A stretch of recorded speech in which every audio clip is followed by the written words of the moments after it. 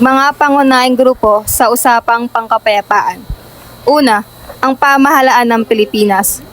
Siyempre, sa usapang pangkapayapaan, kasama ang pamahalaan ng Pilipinas.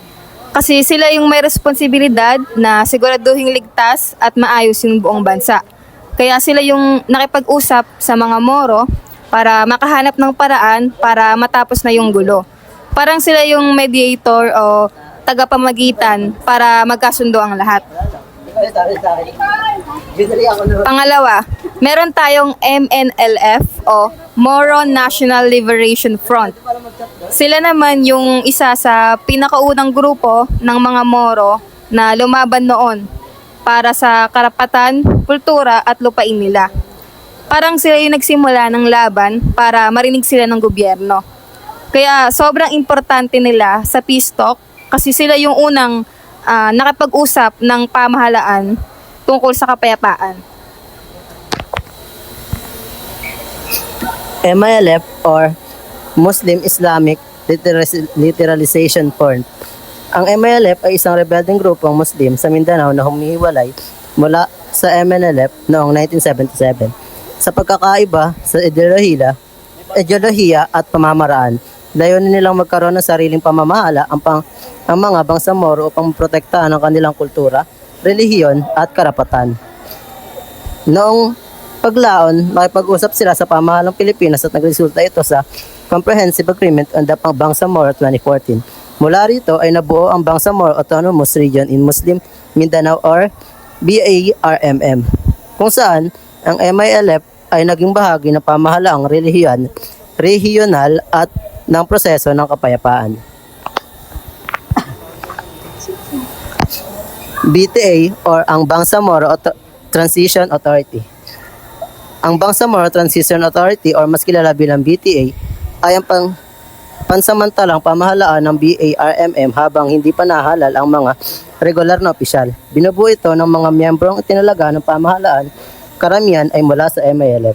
Tungkulan ng BTA na pamunuan ng rehiyon, magpasa ng pangunahing batas, ayusin ang mga institusyon ng BARMM at ihanda ang rehiyon para sa unang regular na halalan. Matagal nang may kaguluhan dahil sa alitan ng pamahalaan at ilang grupong Muslim. Mahabang kasaysayan ng paglaban ng mga Muslim at lumad simula pa noong panahon ng Kastila. Pagprotekta sa lupa, kultura, at kabuhayan ng pangunahing dahilan ng kanilang pakikibaka. Ang Mindanao ay matagal nang nakararanas ng kaguluhan. Ang ugat nito ay patuloy na hidwaan sa pagitan ng pamahalaan at ilang grupong Muslim na nagnanais ng sariling pamahalaan o paghihiwalay mula sa Pilipinas. Matagal nang lumalaban ang mga Muslim sa Mindanao, simula pa noong panahon ng mga Kastila. Hindi sila pumayag na pasakop upang maprotektahan ang kanilang kultura, lupa at kabuhayan. Ganon din ang mga lumad na ipinaglaban ang kanilang lupain.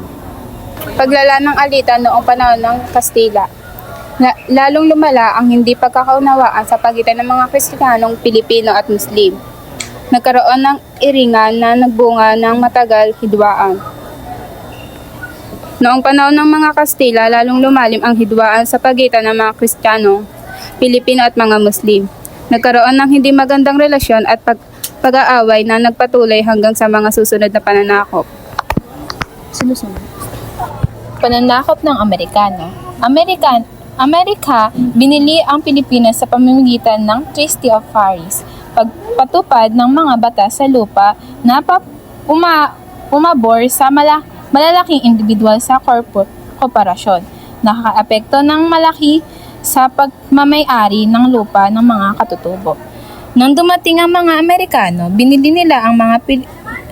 nila ang Pilipinas mula sa Espanya. Sa pamamagitan ng Treaty of Paris, nagpatupad sila ng batas na nagpapahitulot sa malawak ng pag-aari ng lupa na nakakaapekto ng malaki sa Mindanao. Pag-aagawan sa lupa. Pagtagsa ng mga tao mula sa Luzon at Visayas, naging matindi ang agawan sa lupa ng mga katutubo at mga bagong dating. Nagdulot ng mas malalang alitan sa Mindanao. Dahil sa pagdagsa ng mga tao mula sa Luzon at Visayas, nagkaroon ng agawan sa lupa sa pagitan ng mga katutubo at mga bagong dating. Ito ang nagpasimula ng maraming alitan at kaguluhan sa lugar. Jabida Massacre, 1968. Tinayang 23 sundalong Muslim ang napatay sa koridor. Naging mitsa ng galit at Moro nationalism. Isa sa pinakamahalagang pangyayaring nagpasiklab ng Sigalot. Noong 1968, naganap ang Jabida Massacre kung saan tinatayang 23 sundalong Muslim ang pinatay sa koridor. Ito ang nagpasiklab ng matinding galit at paggising ng nasyonalismong Moro. Pag-usbong ng Moro nationalism, 1968 to 1971, lumakas ang panawagan ng mga Muslim para sa pagkakakilanlan at sariling kasaysayan. Naitatag ang MNLF bilang kilusang nagsusulong ng hiwalay na estado, mahalaga sa paghubog ng modernong Moro movement. Mula 1968 hanggang 1971, unti-unting napagtanto ng mga Muslim ang kanilang natatanging kasaysayan at pagkakakilanlan. Sa panahong ito, nabuo ang Moro National Liberation Front o MNLF, na naglayong maitatag ang sariling estado ng mga Moro. Organization of Islamic Conference o OIC. Isinusulong ang Quranic philosophy ng Ummah. Ito ay isang pandaigdigang komunidad ng mga Muslim. Naging tagapamagitan sa pagitan ng pamahalaan ng Pilipinas at MNLF. Humimok ng mapayapang negosasyon noong 1975. Ang OIC o Organization of Islamic Conference ay isang samahan ng mga bansang Muslim na isinusulong ang konsepto ng Ummah na nangangahulugang pagkakaisa ng mga Muslim sa buong mundo. Dahil dito, nagsilbi silang tagapamagitan at hinimok ang pamahalaan ng Pilipinas at ang MNLF na makipag-usap para sa mapayapang negosasyon noong 1975. People Power, February 22 to 25, 1986. Nagpatalsik kay Marcos. Administrasyong Aquino, bagong konstitusyon, nagtatag ng otonomiya sa Muslim, Mindanao at Cordillera. Batas ipinasa noong November 19, 1989. Dumaan sa plebisito. 4 na probinsya lamang ang pumayag. Nagpatuloy ang kaguluhan sa Mindanao. Ang People Power noong 1986 ang nagpatalsik kay Marcos at nagbukas ng daan para sa bagong konstitusyon ni Aquino. Kasama rito ang pagtatag ng rehiyong otonomiya sa Muslim, Mindanao at Cordillera. Sa plebisito noong 1989, 4 lang na probinsya ang pumayag kaya patuloy pa rin ang kaguluhan sa rehiyon. Final Peace Agreement. Ito ay nilagdaan noong Setyembre 2, 1996 ni Pangulong Ramos at Normy Suarez. Ang layunin ng Final Peace Agreement ay ang kapayapaan at kaunlaran sa Mindanao, lalo na sa may hirap at naaaping mamamayan. Nahati ang Final Peace Agreement sa 2 yugto. Una, pagkakaroon ng tiwala at ang pangalawa ay pagbibigay ng otonomiya. Ang Final Peace Agreement ay ang mapayapang people power noong Pebrero 1986 na nagpatalsik kay Pangulong Marcos. Ito ay nagbukas ng pagkakataon para sa pagbabago sa pamahalaan at nagbigay daan sa paggawa ng bagong konstitusyon ni Cory Aquino. Ang konstitusyong ito nakapaloob ang pagtatag ng rehiyong otonomiya sa Muslim, Mindanao at Cordillera. Dalawang bahagi. Unang bahagi, pagkakaroon ng tiwala. Paglikha ng Special Zone of Peace and Development o SZOPAD. 14 probinsya at 9 lungsod. Pagkakaroon ng New Regional Autonomous Government or NRAG. Paglikha ng Southern Philippines Council for Peace and Development o SPCPD. Paglikha ng Constitutive Assembly o CA. Sa unang yugto ng Final Peace Agreement, binuo ang Special Zone of Peace and Development o SZOPAD na kinabibilangan ng 14 probinsya at 9 lungsod sa Mindanao. Layunin nitong bigyang kaunlaran ng reliyon at palakasin ang tiwala sa pagitan ng pamahalaan at Moro. Nilikha rin ng mga Southern Philippines Council for Peace and Development at Constitutive Assembly para sa pamahalaan, ang kaunlaran at marinig ang mga reklamo ng mga tao. Pangalawang bahagi, pagbibigay ng otonomiya.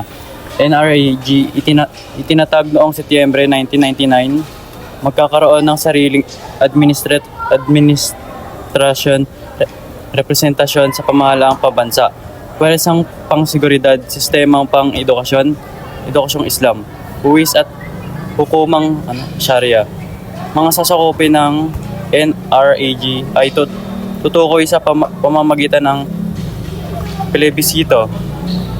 Sa pangalawang yugto noong Setyembre 1999, opisyal na itinatag ang New Regional Autonomous Government o ang NRAG. Binibigyan nito ng sariling administrasyon, pweresang pang-seguridad, sistemang pang-edukasyon na nagtuturo ng Islam, at ang mga hukumang Sharia ang rehiyon. Ang mga lugar na sasakupin ng NRAG ay itinakda sa pamamagitan ng plebisito na naglalayon tiyakin ang mga otonomiya ay tinatanggap ng mga tao sa rehiyon. Tripoli Agreement, nilagdaan noong Disyembre 23, 1976 ni Marcos at Nur Miswari. Layunin kapayapaan sa Mindanao sa pagitan ng pamahalaan at MNLF. Nilagdaan sa Tripoli, Libya, hindi na isakatuparan ng maayos, sumiklab muli ang kaguluhan sa loob ng 6 na buwan. Ibig sabihin, ito ang unang pagkakataon na nag-usap at nagtulungan ang dalawang panig upang wakasan ang labanan at makamit ang kapayapaan sa Mindanao. Nais ng kasunduang ito na bigyan ng sariling pamahalaan o kapangyarihan ang mga Muslim sa kanilang rehiyon upang mas mapangalagaan nila ang kanilang kultura at karapatan. Kahit nilagdaan ng kasunduan, hindi lahat ng napagkasunduan ay naisakatuparan, kaya nagpatuloy pa ang negosasyon sa mga susunod na taon upang tuluyang makamit ang kapayapaan. Sa kabuuan, ang Tripoli Agreement ay isang mahalagang hakbang tungo sa pagkakaisa at kapayapaan sa Mindanao, kahit na ito ay dumaan sa maraming pagsubok bago tuluyang maisakatuparan. Framework Agreement on the Bangsamoro 2012. Kasunduan sa pagitan ng pamahalaan at MILF. Ito ang nagsilbing unang plano para sa pagtatatag ng Bangsamoro. Inilatag nito ang pagkalatang direksyon na magiging otonomiyang relihiyon. Ito ang kabuuang kasunduan na nagdedetalye sa kung paano bubuin ang bagong rehiyon. Ibig sabihin, ito ang dokumenteng nagsisilbing gabay kung paano itatatag at pamamahalaan ang Bangsamoro bilang bagong rehiyon. Dito nakasad ang political, economic at social na reforma para sa Bangsamoro. Ipinapakita nito ang pagbabagong gagawin sa pamahalaan, kabuhayan at lipunan upang maging mas maunlad at mapayapa ang rehiyon. Nagbigay daan ito sa paglikha ng Bangsamoro Autonomous Region in Muslim Mindanao. Ibig sabihin ito na ang Comprehensive Agreement on the Bangsamoro ang naging legal at political foundation para mabuo ang Bangsamoro Autonomous Region in Muslim Mindanao. Dahil sa kasunduang ito, nagkaroon ng malinaw na plano at kasunduan kung paano papalitan ang lumang ARMM at gagawing isang mas epektibo at mas may kapangyarihang rehiyon. Sa madaling salita, kung walang Comprehensive Agreement on the Bangsamoro, hindi mabubuo ang Bangsamoro Autonomous Region in Muslim Mindanao. Itong kasunduan nagpatunay na parehong sangayon ng gobyerno at Moro Islamic Liberation Front na lumikha ng bagong autonomous region na mas may tunay na kontrol sa pamamahala, kultura at pag-unlad ng mga Bangsamoro. Bangsamoro Organic Law at BARM. Ito ang batas na opisyal na nagtatag sa Bangsamoro Autonomous Religion in Muslim Mindanao. Pinalitan nito ang ARM at mas pinalawak ang kapangyarihan ng relihiyon. May sarili itong parliament at mas malayang pamamahala.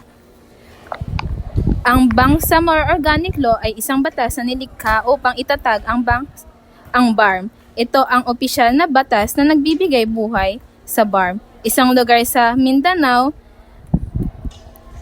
Pinalitan nito ang dating Autonomous Religion in Muslim Mindanao at ginawa itong mas malakas at mas malaya.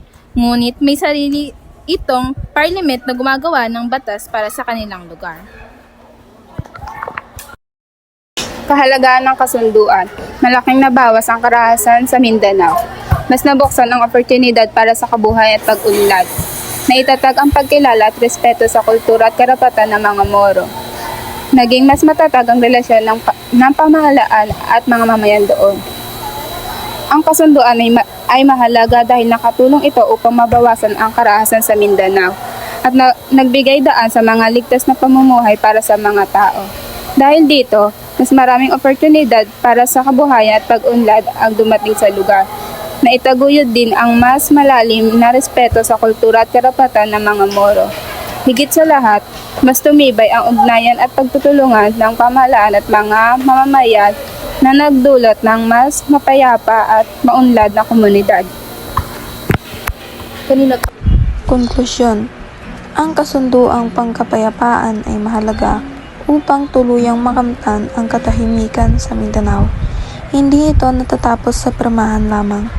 Kailangan ang tuloy-tuloy na kooperasyon at pagsuporta ng lahat. Kung sama-samang kikilos, mas magiging matagumpay ang pag-unlad ng rehiyon. Ang pahayag ay nagpapaliwanag na ang kasunduang pangkapayapaan sa Mindanao ay hindi lang isang dokumentong pipirmahan, kundi isang prosesong nangangailangan na pagtutulungan.